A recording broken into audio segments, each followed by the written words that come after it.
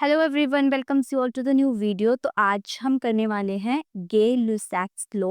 हम gases law कर रहे हैं जिसमें हमने कवर करा था बॉयल्स लॉ और चार्ल्स लॉ। आज हम करेंगे गे लुसाक्स लॉ और एक और आता है which is Avogadro's law.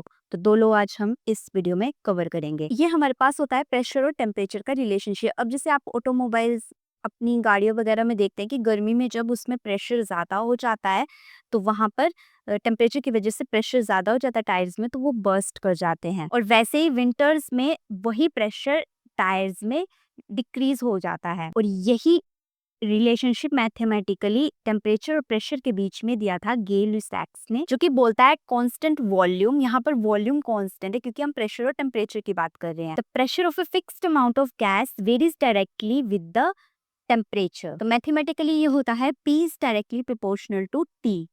Pressure हमारा डायरेक्टली प्रोपोर्शनल है टेम्परेचर पे। जैसे टेम्परेचर इंक्रीज होगा तो प्रेशर भी इंक्रीज होगा, टेम्परेचर डिक्रीज होगा तो प्रेशर भी डिक्रीज होगा, जिससे मैंने आपको विंटर्स और समर्स का एग्जांपल बताया। तो अगर हम इसको P/T करें और इसको हमने रिप्लेस कर दिया K3 कांस्टेंट से। अब नेक्स्ट हमारे पास आता है Avogadro's law which is volume amount relationship.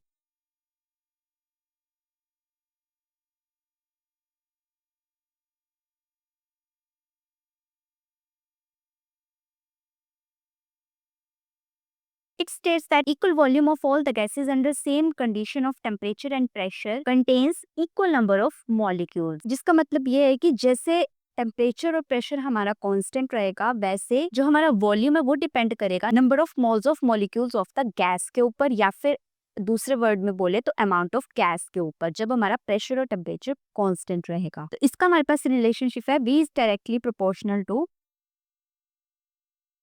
तो प्रोपोर्शनैलिटी का साइन हटा के हमने यहाँ पर कांस्टेंट लगा दिया विच इज K4। अब number of moles of gas कैसे हम कैलकुलेट करते हैं, मींस ये N कैसे हम कैलकुलेट करते हैं, N is equal to small m over m, जिसमें हमारा m जो है वो mass of gas under investigation, मतलब जब हम कोई प्रैक्टिकल कर रहे होंगे तब, और m हमारा जो है वो उसी गैस का मोलर मास होगा। और ऐसी गैस जो इन सभी लॉज को फॉलो करती है, जैसे चार्ल्स लॉ, एवोगाड्रोज लॉ या फिर गे लुसाक्स लॉ, इन सभी को फॉलो करती है, उसको हम बोलते हैं आइडियल गैस। ये आइडियल गैस एज सच कोई एग्जिस्ट नहीं करती है, एक हाइपोथेटिकल कॉन्सेप्ट है जिसमें हम ये अज्यूम करते हैं कि जो आइडियल गैस के मॉलिक्यूल्स होते हैं उनके बीच में इंटरमॉलिक्यूलर फोर्सेस प्रेजेंट नहीं होती हैं। तो अब नेक्स्ट हम करेंगे आइडियल गैस इक्वेशन के बारे में और जानेंगे थोड़ा बहुत और आइडियल गैस के बारे में। तो मिलते हैं नेक्स्ट वीडियो में। Till then keep exploring and learning gyan with विज्ञान।